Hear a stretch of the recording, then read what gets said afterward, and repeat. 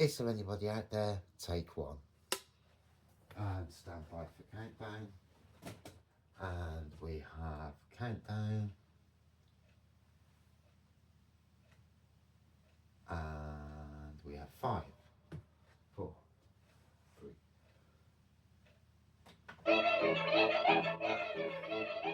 Ladies and gentlemen, ghouls and ghosts, please give a creepy welcome for your host, Matthew Lloyd.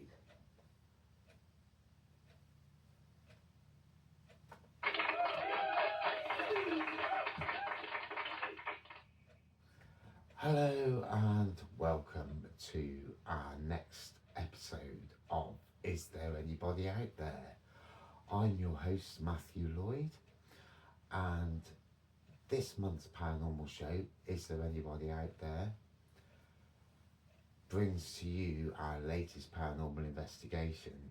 But first, I know that I'm not the face or the voice for hosting a show, but until we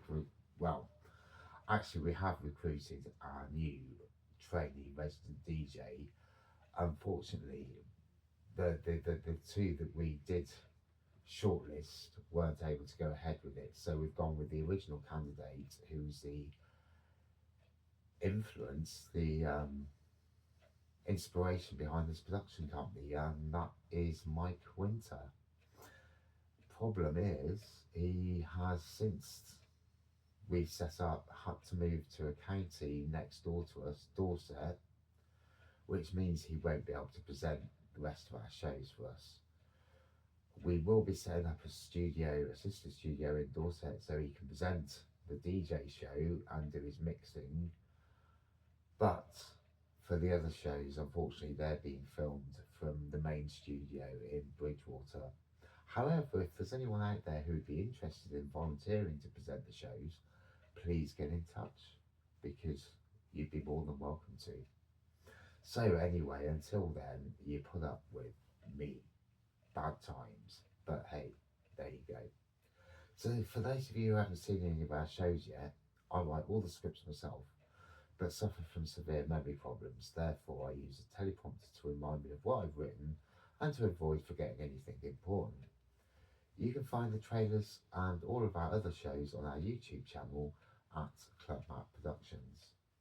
You can also find the trailers on all of our shows, along with the scripts and any accompanying material available to download on our website, www.clubmapproductions.org. We also have a virtual tour of the recording studio on the website and behind the scenes footage as well. Now, in last month's show, we covered mediums, clairvoyance, and psychics. This month, we'll be looking at past lives, reincarnation, and regression. We'll also look at the paranormal investigation we carried out at the Old Inn, Bishop's Hall, Taunton in Somerset for this month's show. It was a very interesting investigation with a lot of activity going on, and the staff and the licensees were so welcoming. It was brilliant. Couldn't fault them. They were great.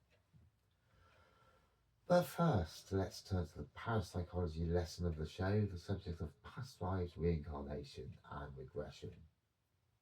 Reincarnation and past life regression have long intrigued both spiritual seekers and scientists, sparking curiosity about whether personal identity can transcend a single lifetime. While traditional views of reincarnation often imply the rebirth of an individual soul, scientific approaches tend to explore these phenomena through the lens of psychology, genetics, and memory studies. One prominent explanation centers on false memories. That's mental constructions that feel vivid and real, but are not based on lived experience. Studies in cognitive psychology suggest that under hypnosis or guided regression, individuals may unintentionally fabricate detailed narratives influenced by suggestion, cultural stories, or subconscious imagination. Another emerging theory challenges the notion of personal reincarnation and instead points to genetic and cellular memory collection. This perspective suggests that what we interpret as past life memories may actually be fragments of ancestral experience, passed down through our epigenetic mechanisms, biological processes that allow environmental factors to influence gene expression across generations. In this view, the sense of remembering a past life could be rooted not in spiritual reincarnation, but in the inherited biological memory of one's forebearers. Together, these frameworks invite a more nuanced understanding of regression experiences, one that brings science and mystery, challenging us to rethink the boundaries of memory, identity, and time. If regression suggests that we are reborn many times, then what is the purpose of this cycle? Could it be, as some religious traditions propose, that each lifetime offers lessons to help us grow, evolve, and ultimately reach a higher state of being? And beyond that, could the soul, spirit, or essence of who we are be capable of dividing into multiple aspects? If so, might this fragmentation be linked to the phenomena such as multiple personality experiences or dissociative personality disorder now, where individual identities and different identities seem to coexist within a single individual? The word regression translates as to be made flesh again. According to Dr. Richard Wiseman, a parapsychologist speaking scientifically, claims of reincarnation are simply very difficult to test. The human subconscious mind possesses a staggering capacity for storing information, far beyond what we consciously access in our daily lives. It operates like a vast hidden archive, quietly recording sensory impressions, emotional reactions, and even fleeting experiences that the conscious mind may not register or remember. Scientific experiments, particularly these involving hypnosis, have revealed just how deep this reservoir of memory can go. In some cases, subjects have been shown a book or a page of a text for only a few seconds. Later, while under hypnosis, they were able to recall entire passages, specific phrases, or detailed descriptions that they appeared to only glance at. Now, this suggests that the subconscious mind records and retains far more than we're aware of, and that, under certain conditions, this hidden data can be retrieved with startling clarity. These findings point to the possibility that many of our so called forgotten experiences are not lost, but simply buried beneath the surface of awareness. It also opens the door to understanding how past experiences, real or imagined, may emerge during regression sessions, especially when the mind is in an altered or highly suggestible state. If reincarnation was proven to be an absolute fact, it would explain child geniuses like Amadeus Mozart. Children between the ages of 2 and 5 often display a remarkable openness to imagination, memory, and expression, sometimes in ways that defy conventional explanation. In numerous documented cases across cultures, young children have, without any prompting, begun to speak in detail about what they describe as a previous life or a time before they were born. These spontaneous recollections can include names, locations, relationships, and events that seem entirely foreign to their current life experience. What makes these accounts particularly intriguing is the consistency and confidence with which many children relate their stories, often expressing a sense of emotional connection or unfinished business tied to their previous identity. In some cases, researchers and families have verified elements of the child's account that were unknown to them and difficult to explain by normal means. Psychologists suggest that this window of early childhood may represent a unique state of consciousness, where boundaries between imagination, memory, and identity are still fluid. Whether these accounts are remnants of ancestral memory, creations of a vivid imagination, or evidence of something beyond current scientific understanding, they offer a fascinating glimpse into the untapped potential of the young mind and its possible link to deeper layers of awareness. Hypnotist Joe Keaton regressed a journalist by the name of Raymond Bryant back in the 19th century, when Ray had been a farm labourer in Essex. During the regression, Joe told Ray to go back to the 22nd of April 1884, at the age of 4 years old. Ray did as requested, and Ray's body language and voice displayed signs of upset and fear. He told Joe that everything was shaking, that the crockery was falling down from the shelves in the kitchen. What Ray did not know was on that particular date, an earthquake occurred, which had caused damage to buildings and people, and was so called the Great Essex Earthquake. Therefore, is this proof of reincarnation? Or could it be a cellular memory? I have actually had a similar experience. Back between 2004 and 2007, I was studying adult nursing at the University of Worcester, whilst living in a student nurse house in Worcester. At the time, my interest in holistic and complementary medicine and therapies was very strong. Not long after moving to Worcester, I came across a holistic health centre in the city centre. I started visiting it quite frequently and before long came across Reiki, before doing my level 1 and level 2 Reiki. In the second year of university, I came across a spiritual development group that was going to be run over a 12-week period, once a week at the Holistic Centre, so I signed up for it. In the group, we would cover a different subject each week, which I would class as falling under parapsychology. For example, one week we would practice psychometry, where you hold an object and try to determine where the object came from and about who owns it or who last owned it. This particular week, we looked at the subject of reincarnation and regression. At one point in the evening, the gentleman running the group, I'm afraid his name escapes me, told us to sit down comfortably and fall into a relaxed state.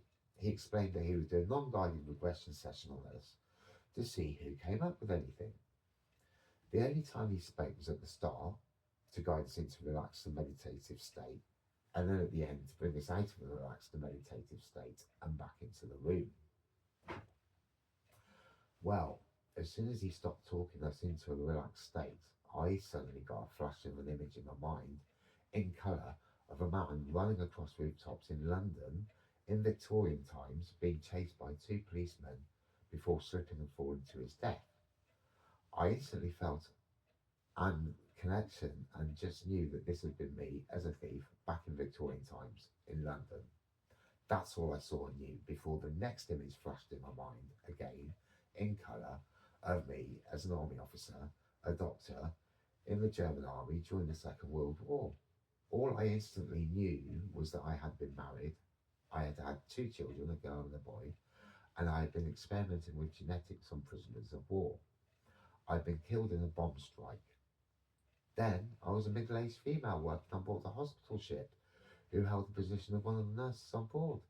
That's all I got before the next and final image flashed into my mind in vivid colour, showing me as a Native American Indian who was shot dead by white men whilst fighting to defend his land. Then the image vanished and the group leader calmly and quietly talked us back into the room and out of the relaxed state. Once we were all back with it, the group leader asked if anyone had experienced anything at all. Well, I was a little unsure as to the validity of what I'd experienced, thinking that maybe my mind had just made it all up to fill in the time. Then what happened next really did surprise me. The group leader spoke up after no one owned up about experiencing anything. And he said, "Who was the Victorian thief?" Well, you could have knocked me over with a feather. I put my hand up and said that basically I'd seen that image. Then he asked about who was a German doctor in the army during the Second World War.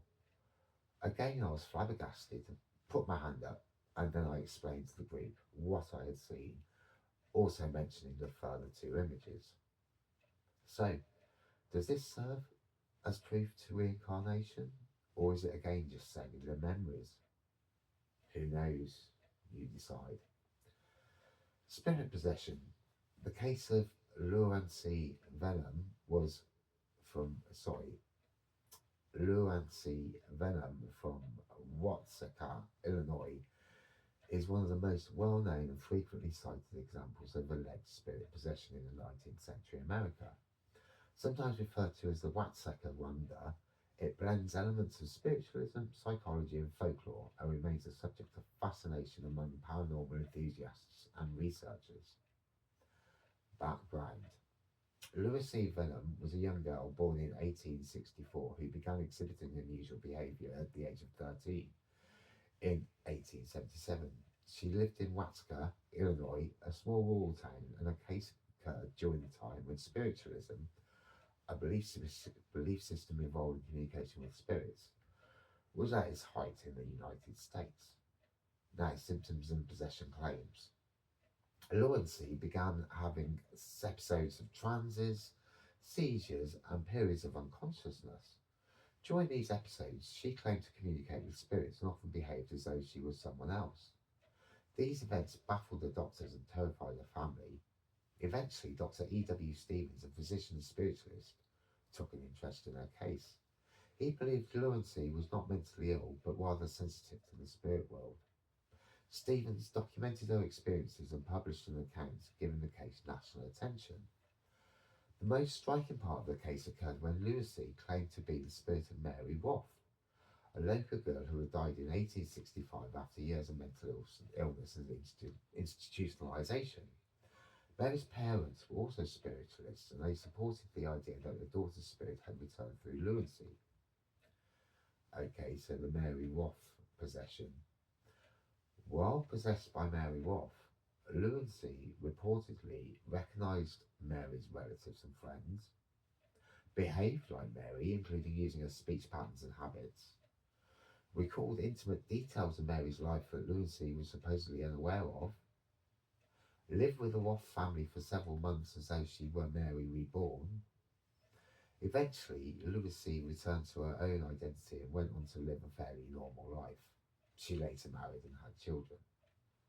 Interpretations and legacy. The case has been interpreted in a variety of ways. The spiritualist view seen as strong evidence for spirit possession and life after death. Psychological perspective, modern interpretations suggest dissociative identity disorder, previously called multiple personality disorder, trauma response or suggestibility. Skeptic view. Critics argue that the case was influenced by the strong beliefs of the Wolf family and Dr. Stevens, and that Lunacy may have been unconsciously coached or simply imaginative and suggestible. So the cultural impact. The story was detailed in the book The Watseka Wonder by Dr. E.W. Stevens in 1878. It has inspired documentaries, paranormal investigations, and fictional adaptations. The case remains a classic example cited in both paranormal literature and skeptical critiques of the 19th century spiritualist phenomenon. Conclusion. The questions to be asked are: was Lunacy Venom really the reincarnation of Mary Wolfe? Was Lunacy a very clever child who was able to dupe both the medical world, friends, and both families? Was Lunacy possessed by the spirits of Mary Wolfe? Both girls had suffered from fits. Were they both suffering from epilepsy? Was it possible that Mary Wolfe's epilepsy was caused by a brain tumour which also gave her the gift of ESP? We'll briefly look at epilepsy in a moment. Mary Wolfe was found lying in a pool of blood. She had not attempted suicide, and the blood may well have been caused by a hemorrhage, and would account for the headaches and orbs of light she complained of seeing on more than one occasion. Epilepsy is currently defined as a tendency to have recurrent seizures, sometimes called fits. A seizure is caused by sudden bursts of electrical excess activity in the brain, causing a temporary disruption in the normal message passing between brain cells. This disruption results in the brain's messages becoming halted or mixed up.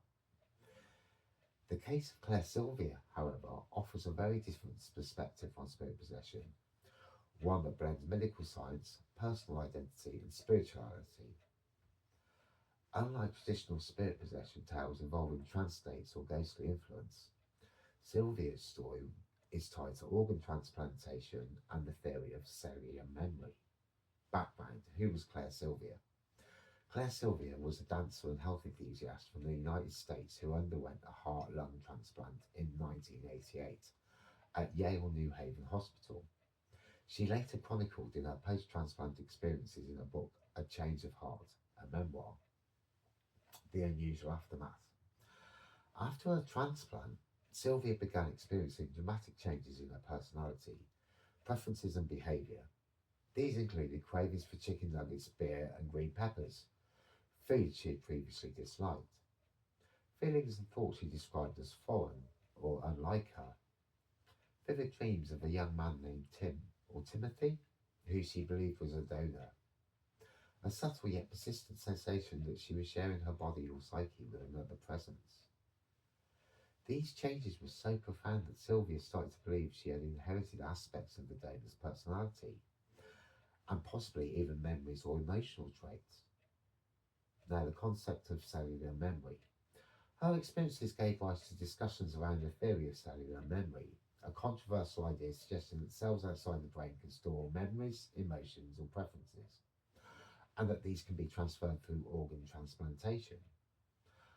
While not accepted by mainstream science, numerous anecdotal cases from other transplant recipients describe similar shifts in personality or habits, often aligning with the traits of their donors, where donor identity is later revealed.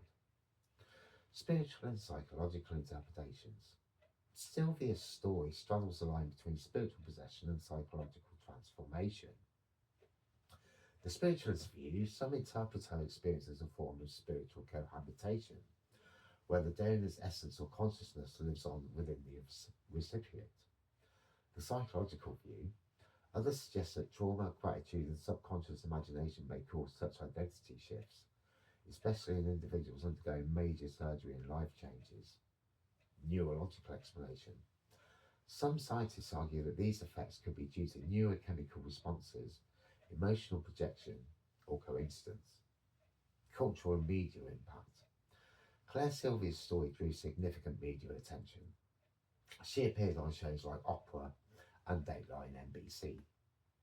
Her book has been cited in both scientific debates and spiritual discussions. Her case remains a touchstone in exploring the mind-body connection, consciousness, and the metaphysical implications of organ transplantation. So, comparison of traditional spiritual possession.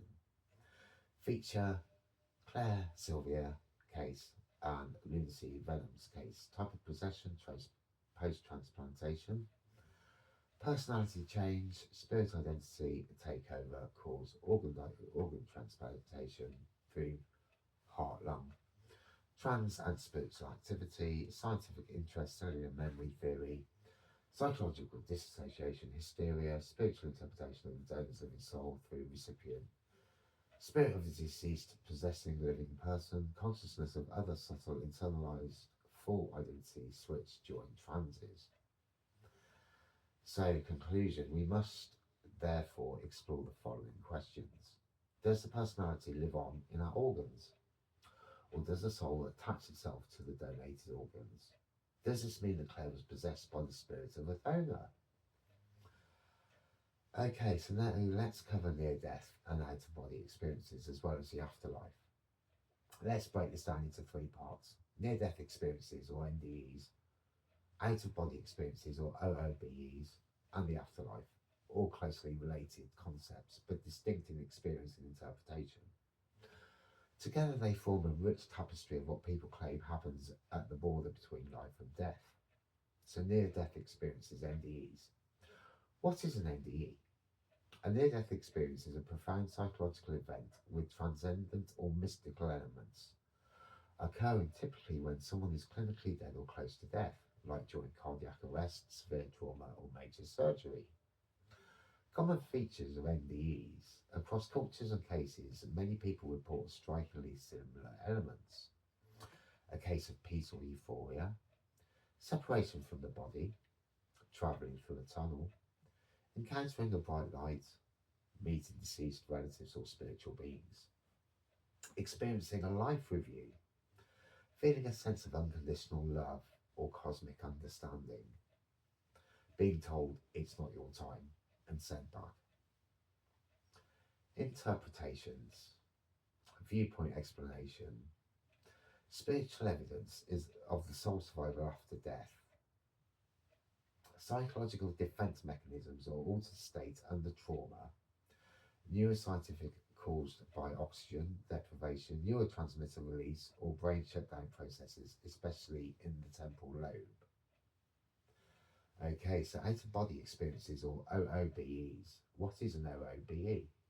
An out-of-body experience is a sensational experience of floating outside one's physical body, often with the ability to observe one's own body from an external perspective. When do they happen? During sleep or lucid dreaming, near-death or traumatic experiences, deep meditation or trance states, under anesthesia or the influence of certain drugs, e.g. ketamine or DMT, sometimes spontaneously with no clear trigger. Okay, so scientific studies. Experiments have shown that out-of-body experiences can be artificially induced by stimulating certain brain areas like the temporoparietal junction. This suggests the brain creates a sense of body ownership and location, and this can glitch under certain conditions. Overlap with NDEs. Most NDEs begin with an OOBE. The individual often senses their own body on the operating table or at the scene of an accident before moving on to other parts of the experience. The afterlife. Belief across cultures. Belief in an afterlife is ancient and almost universal. Traditions vary. Christians, you've got heaven, hell, purgatory. Islam, you've got paradise or hell with the day of judgment. Hinduism, you've got reincarnation governed by karma. Buddhism, you've got rebirth until enlightenment is achieved. Spiritual New Age, the soul moves to a higher vibrational realm or spirit world. And then the atheist naturalistic, no afterlife, consciousness ceases at death. So, do NDEs prove the afterlife? That's a big question. Some see them as strong evidence of a soul or spiritual realm. Others view them as neurochemical reactions that occur when the brain is under stress. Famous researchers like Raymond Moody, Life After Life, Eben Alexander, Proof of Heaven, and Pim van Lommel, a Dutch cardiologist, have championed the idea that NDEs suggest consciousness may survive death. Skeptics, however, argue the correlation does not equal evidence, that just because people experience vivid sensations near death doesn't prove life continues afterward. So, summary table. Experience, common features, possible explanations. So, NDE tunnel, light, life review, peace, spirit encounters, spiritual transition, brain shutting down, chemicals like DMT, OBE, seeing self from above, floating, travelling, disrupted sense and body mapping, dreamlike state, neurological. Afterlife beliefs in continued existence, judgment, reincarnation, religious doctrine, cultural narratives, and spiritual insight. Throughout the history of mankind, there has been a belief that there is a part of us that can leave our bodies and be independent. An example is the ancient Egyptians, who believed that their body was composed of 5 main parts. 1. Ka, the life force and spiritual twin of the individual, which would merge with the deceased and live in the tomb, coffin or statue of the deceased. 2. Ba, drawn as a bird with the head of a person, the Ba could only come into existence when the Ka was reunited with the deceased at the time of their death and burial. The Ba could travel during hours of daylight from the tomb, but must always return before nightfall to the tomb and the Ka. There are several descriptions of what the is. This is one of them. Upon the death of the individual, the Ka would divide into the Ban and the Ah. The Ah would become a bird and fly to heaven, where it would transform back into the Ka. The Ba would remain with the deceased. 4. Name. Without a name, a person could not exist, and babies were named as soon as they were born. Shret, the shadow, which was seen as a living being, a duplicate of the individual, human being. And finally, for this month's lesson, lucid dreaming and sleep paralysis. Lucid dreaming and sleep paralysis are 2 fascinating states of consciousness that often blur the line between waking and dreaming, and they have inspired myths, legends, and spiritual theories for centuries. Let's explore them side by side and then dive into their connection to incubi, succubi, and supernatural interpretations. Lucid dreaming. What is it? Lucid dreaming is when a person becomes aware that they are dreaming while still inside the dream, and in many cases they can control or influence what happens in the dream. I get this quite a lot actually. It's quite interesting and quite fun. Key features: self-awareness within the dream, tick. Ability to manipulate the environment or narrative, tick. Occurs during REM sleep, tick. Can be induced for practice, reality checks, or mnemonic techniques, check. Theories and explanations. Theory description. Neurological lucid dreams involve increased activity in the prefrontal cortex. That's the brain's decision-making centre, which is usually less active in REM sleep. Psychological. Seen as a form of metacognition, thinking about thinking, and used therapeutically to treat nightmares and PTSD. Spiritual. Some view lucid dreaming as portals to the astral plane, or as a way to interact with spirits, guides, or higher consciousness. And now sleep paralysis. What is that? Sleep paralysis is a state where a person wakes up or falls asleep and becomes conscious, but is unable to move or speak, often accompanied by terrifying hallucinations. Common experiences: a crushing pressure on the chest, a feeling of a presence in the room, seeing shadowy figures or even entities sitting on the chest, hearing voices, footsteps, buzzing, or static. Can last seconds to a couple of minutes, often occurs during REM sleep transitions. Now, the causes can be disruption in REM sleep cycle, sleep deprivation, stress, or irregular sleep, narcolepsy, or sleep disorders. Okay, so incubi, succubi, and mythology. What are they? In folklore, sleep paralysis and vivid dream experiences are often attributed to demonic entities. Incubus, plural incubi, a male demon that attacks women in their sleep, often sexually.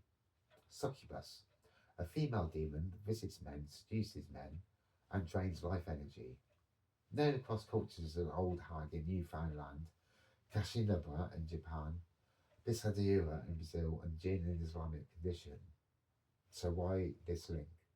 Before medical science explored REM, atonia, and muscle paralysis during REM sleep, the terrifying feelings during sleep paralysis, especially the sensation of being suffocated or touched, were interpreted as demonic attack or spiritual visitation, overlap with sleep states, state awareness, movement, hallucinations, lucid dreaming, dream awareness, dream control, optional, dreamlike, sleep paralysis, conscious, no movement, often vivid and terrifying. Scientific versus supernatural.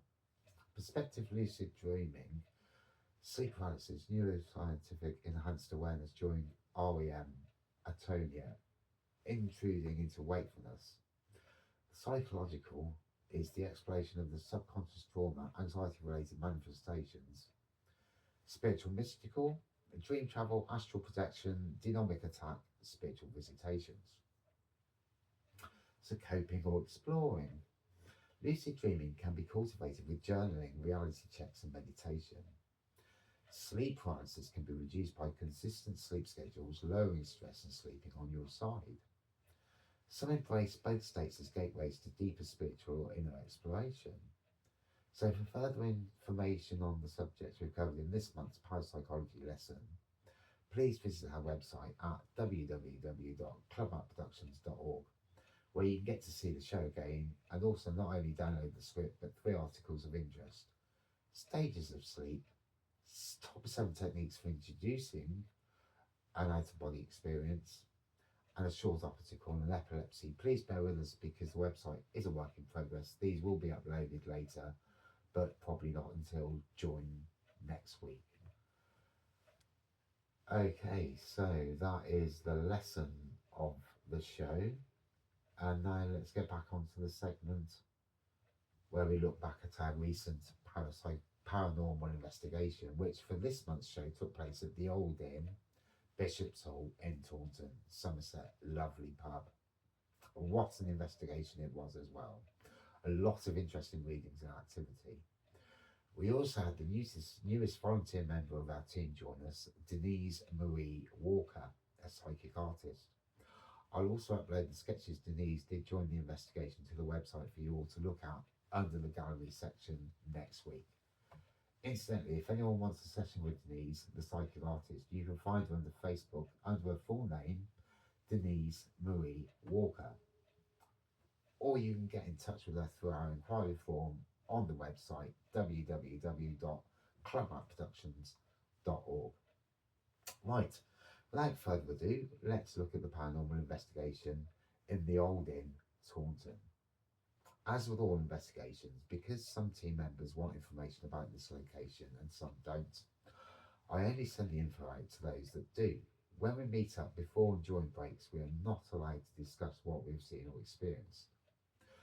There were 6 of us present for this investigation: myself as associate producer and the production company's parapsychologist, Cherie, the volunteer driver and team member, Mike, who's going to be the DJ, and also the volunteer cameraman, Denise, the newest member of Psychic Artist, and then two further volunteer members, Sue and Annabelle.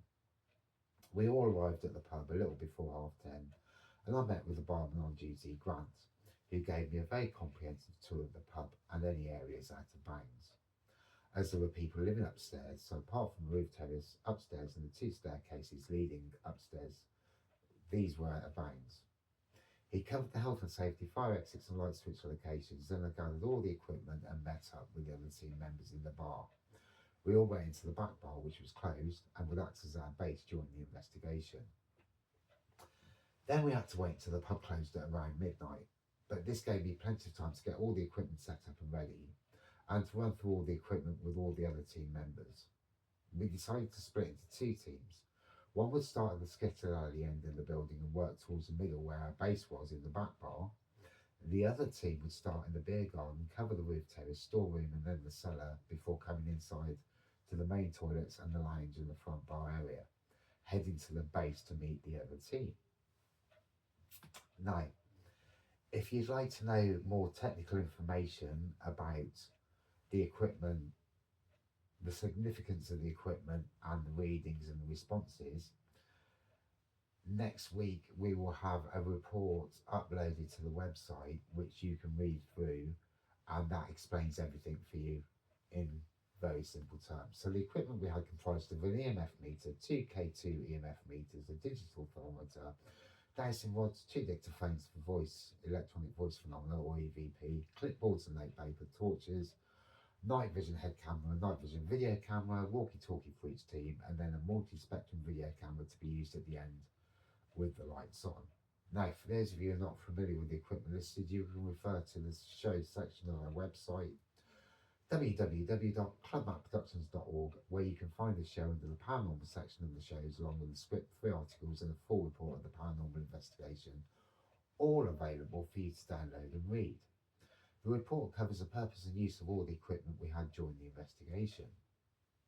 The two teams would be made up of Team 1, myself, Cherie and Mike. Team 2 would be Denise, Sue and Annabelle.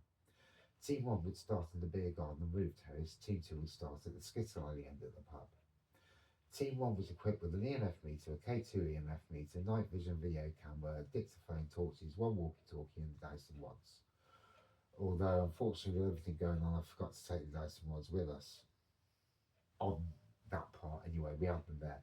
Team 2 were equipped with a K2 EMF meter, a head night vision video camera, dictaphone, torches, a walkie-talkie and a digital thermometer, as they'd be starting indoors, so would need to measure temperatures. Now, just to give you a little background on the premises we're investigating, prior to carrying out the investigation, I met with the licensee, Joe, to get a bit of background on the building and to discuss what would happen during the investigation. And Joe told me that there had been a lot of additions to the original building over the years with extensions and additional buildings. There have been lots of landlords there over the years, a lot surrounded by tragedy with things like divorce and even a death in one case. One of the landlords was found dead on the premises. I tried to do some research into the premises. Unfortunately, we do not currently have a volunteer historian, but if anyone out there would like to give it a go, please get in touch. But the information I could find was very limited. The main piece of news I kept coming about was the previous landlord at the old inn, Barry Handley, in the Bridgewater Mercury website dated 4th of February 2020. According to reports, the night before his death, he was seen drinking in the pub in high spirits and having a generally good time. After he had retired to bed, the next time he was seen was by an employee who entered the pub in the morning, finding it unusual for Barry not to be there, but understanding he'd drank a lot the night before. She did her usual rounds of the building and came to the cellar where she found Barry lying on the floor, deceased. Now, according to the coroner's report, Barry Handley had a long history of depression and suicidal thoughts. He'd been extremely worried about the financial state of the pub at the time and his mounting bills. However, more recently, the pub had started to do really well financially and things were looking up. The cause of death was given as asphyxia due to carbon dioxide inhalation. As far as I'm aware, no suicide note was ever found. Once we were ready, both teams went our separate ways to start the investigation. Having reviewed all the audio, EVP, and visual, head, night vision video, and night vision video cameras. I will include this material in the description of the paranormal investigation. Unfortunately, with the dictaphone for Team 2, there were only 2 files on there, and both of those were corrupted, so I'm not sure what happened there. With the dictaphone for Team 1, there were a total of 11 files, 2 were corrupted, 1 was a test, and 7 were viable.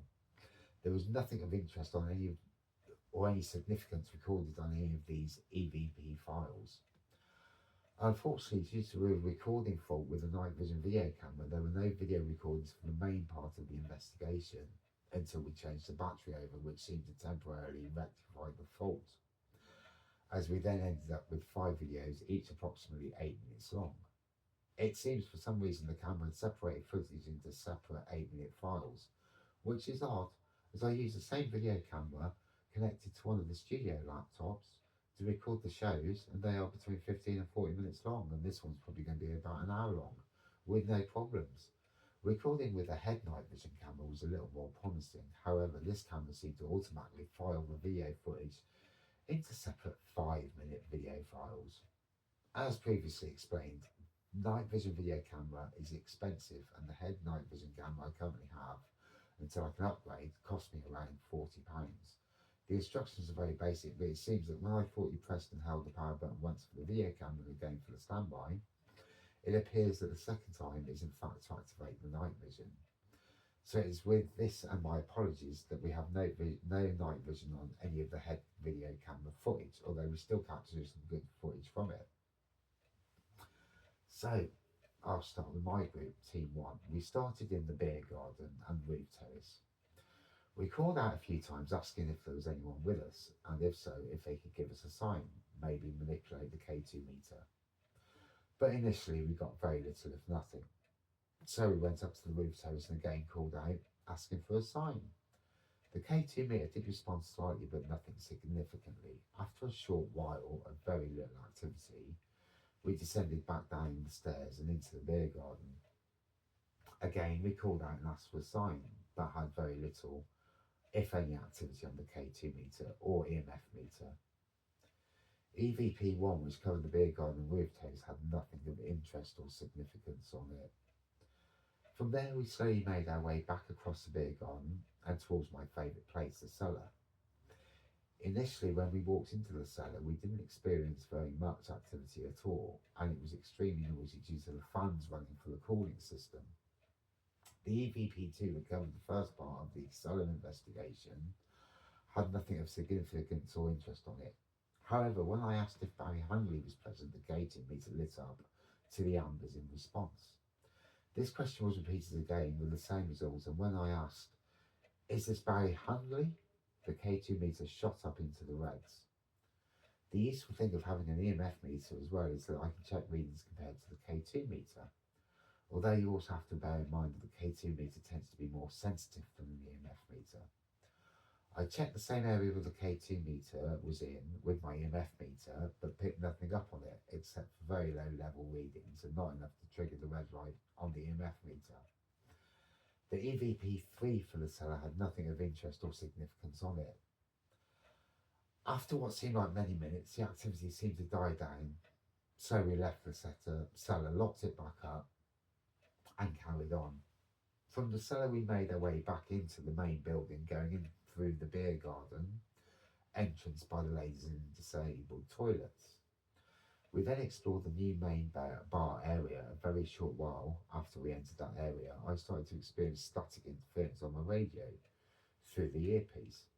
When I asked if there was anyone with us, the K2 meter responded by lighting up into the ambers and, on occasion, into the reds. Then I'd experienced more static intermittent interference on my radio. I tried changing channel and even turning the radio off and back on again, but it seemed to continue throughout our time in that area.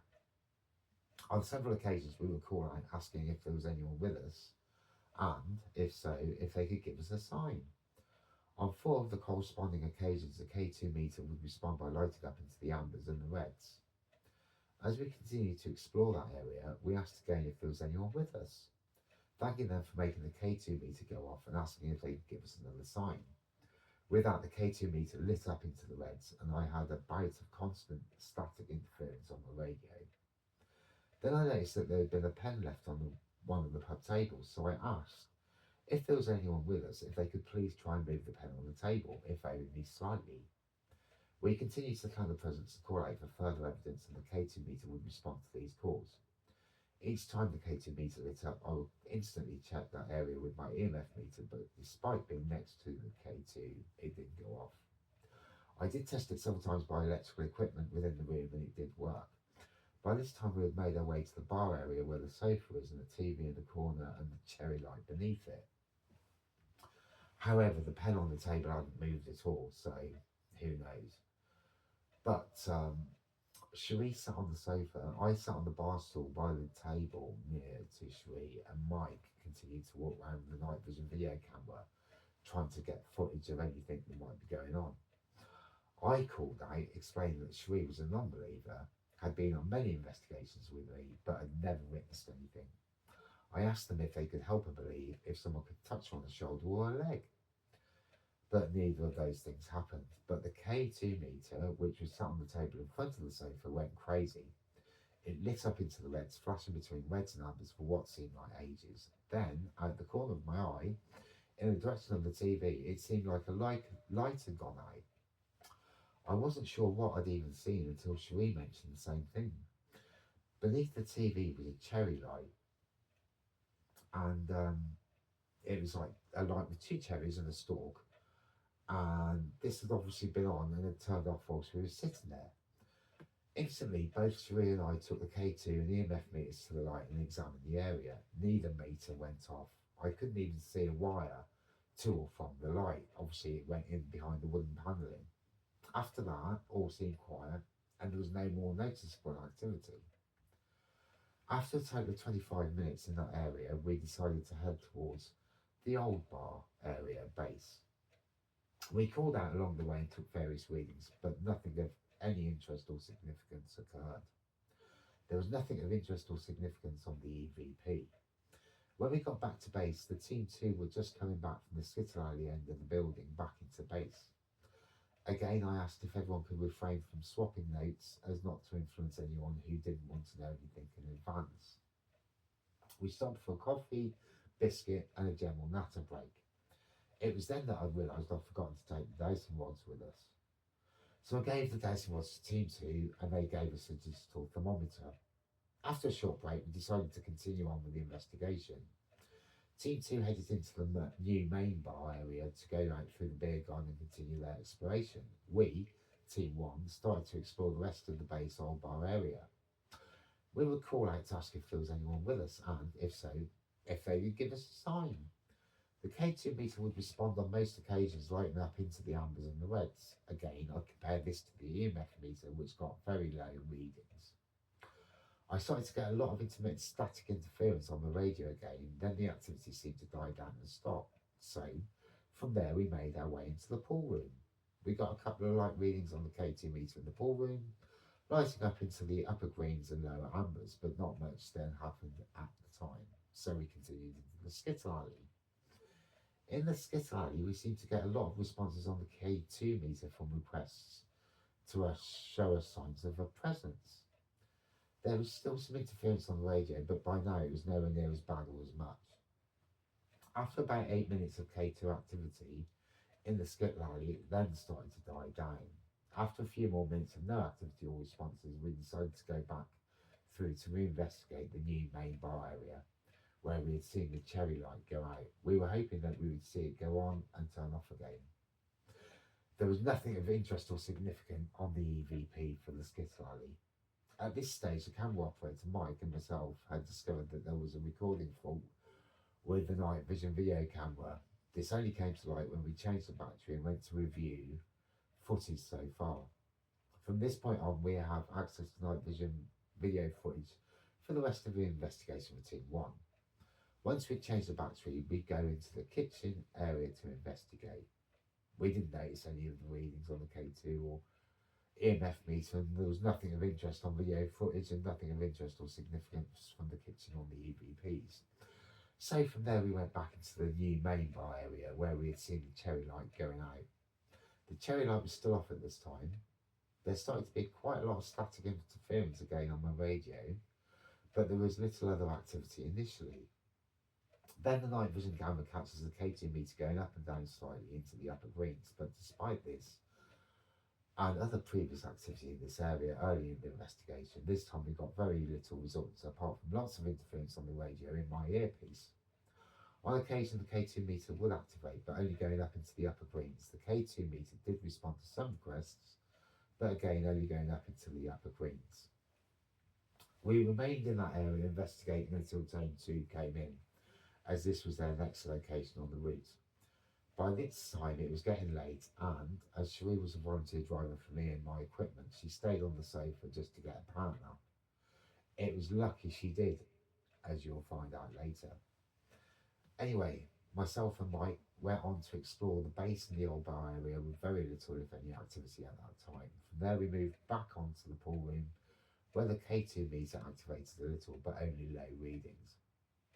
They failed to repeat upon request, so from there we moved back into the skit alley. There was an initial reading on the K2 meter, but only up in the greens. Then the readings started going up into the reds a couple of times. Then, after like 5 minutes, it all stopped as quickly as it started. After a further 5 minutes, the K2 meter started to go crazy upon request, again going up into the reds. Then, after a couple of minutes, just stopped again. After about 10 minutes of inactivity in the skit alley, we decided to investigate the foyer area by the skit alley and toilets. We had no activity on the K2 meter or EMF meter. There was nothing of interest significance on the EVP. So after 7 minutes of no activity, we decided to rejoin Cherie in the main new bar area, where Cherie told us the cherry light had lit up and gone out again. So it was a good job she stayed there to witness it for us.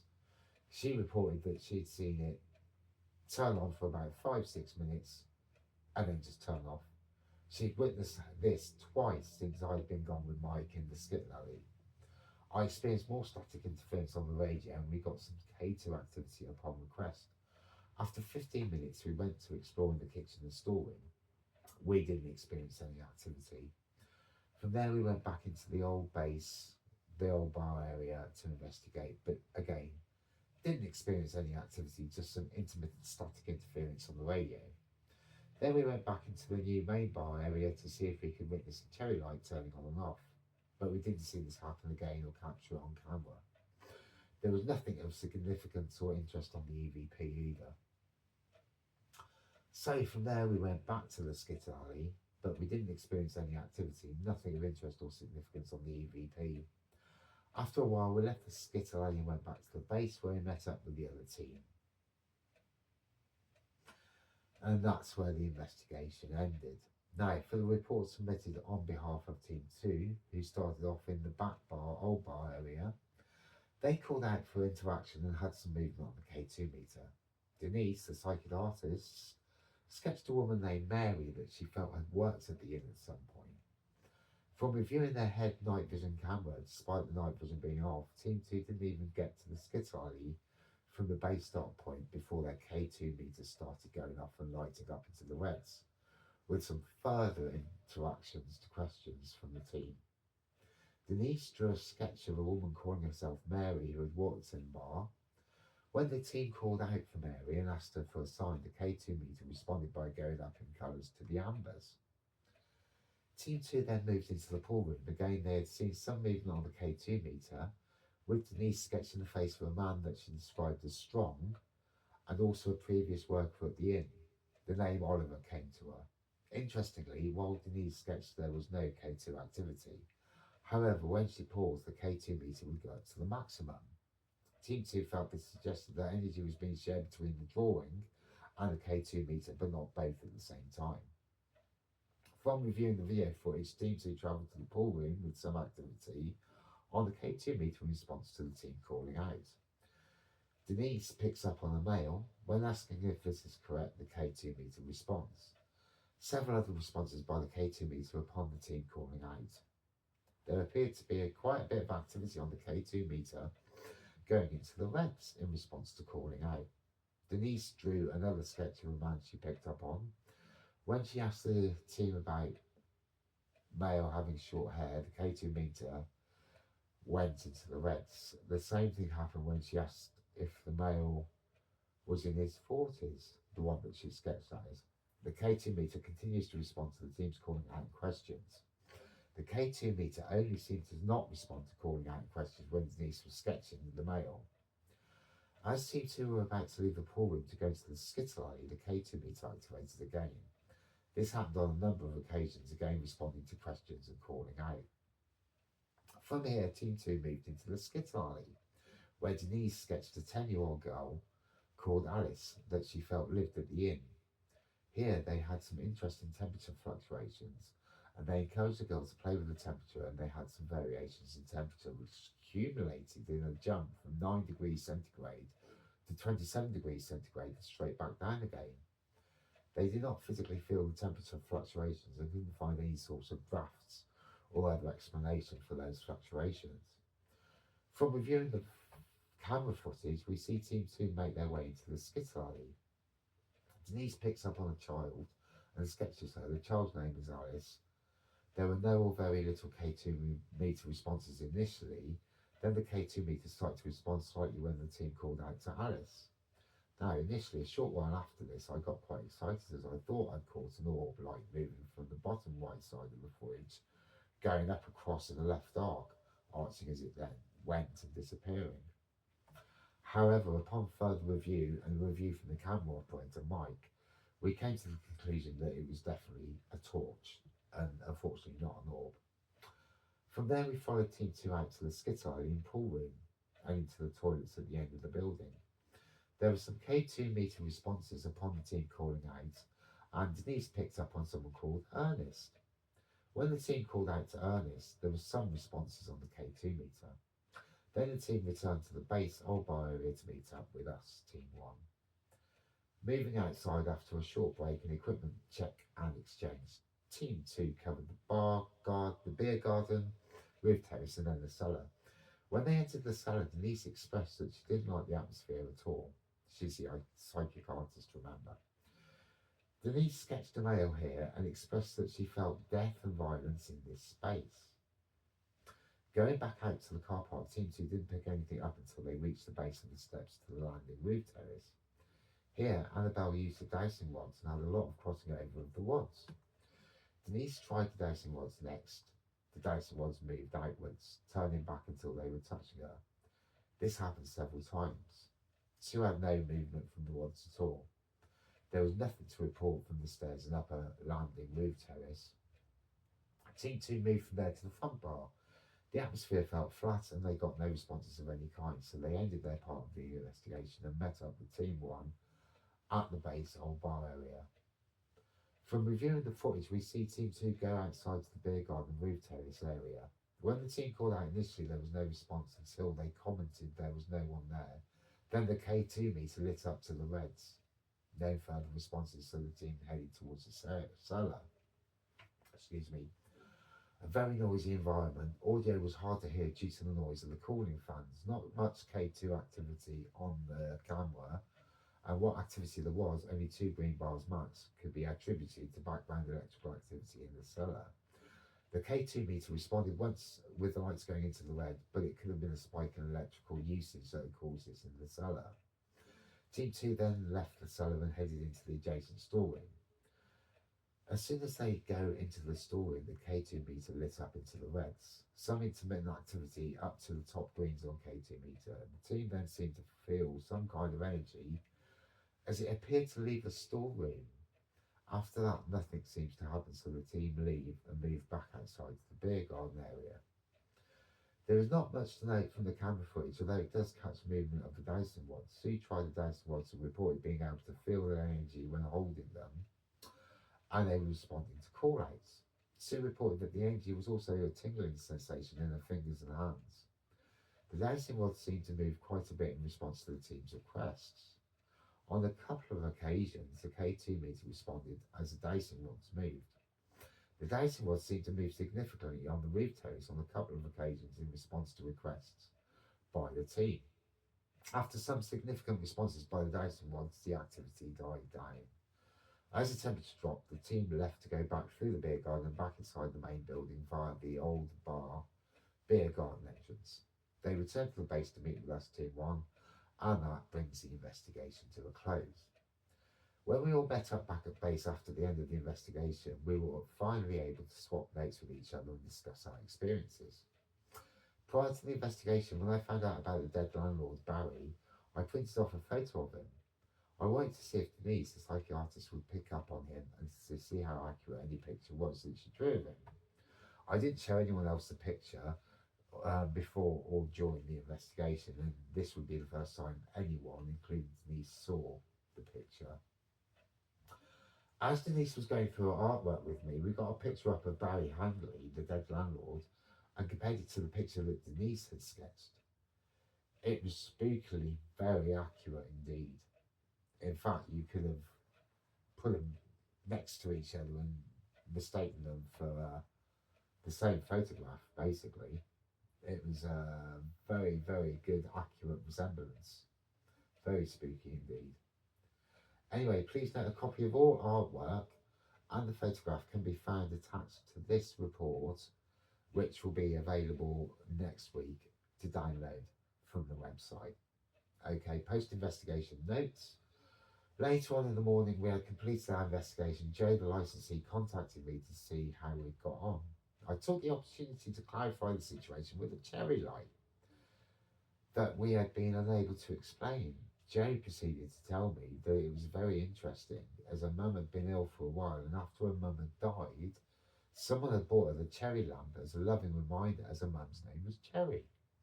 Joe then went on to tell me that during the last few months of her mum's illness, her mum had given Joe a code word. She told Joe that if she was ever able to deliver a message after her death, she would use that code word for Joe to prove the authenticity of the message and where it originated from.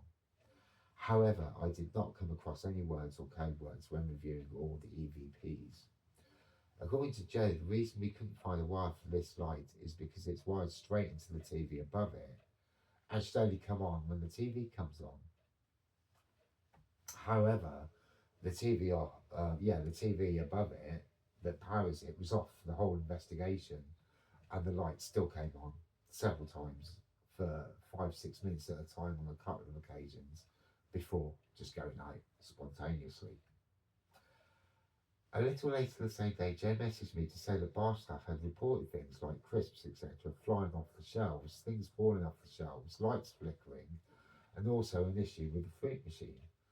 I asked Joe if this was normal, new, or normal but with a spike in activity. Joe replied that it was a little more activity than usually experienced.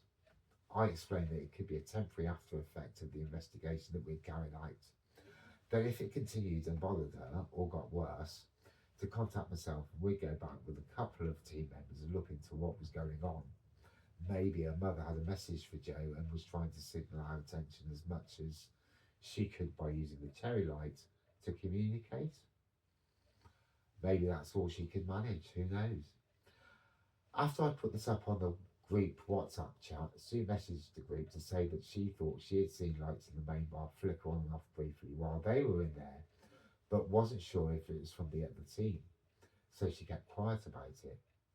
Denise then put a message on the group WhatsApp chat stating that not long after the investigation she'd managed to break her little toe on a right foot an hour after we'd finished the investigation, and that she'd returned to the travel lodge where she was staying.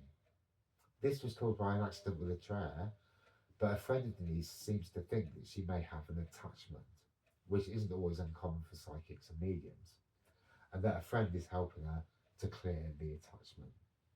So, as you can see, it was quite an interesting investigation with some promising readings. But what do you think? Do you believe in the paranormal? Do you think there's logical explanations for things that science can't yet explain? If you've got any stories or experiences, we'd love to hear from you. You can email us on clubmapproductions@hotmail.com. That is clubmapproductions@hotmail.com, or get in touch through our inquiry form on the website www.clubmapproductions.org.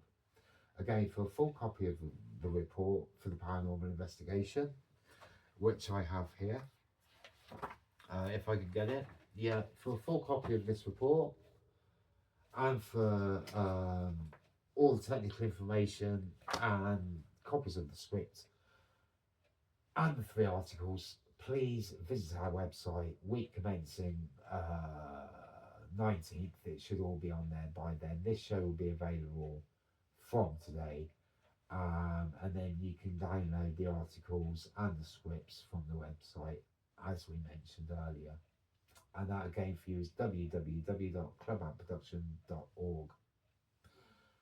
So, we also have behind the scenes footage and other information on the website. Well, thanks again for joining me on this spooky show. Is there anybody out there? We'll be back again on the 1st of June when we plan to investigate Lee Woods out in Bristol, Avon, near to Clifton Suspension Bridge. So, till next time, goodbye and thank you.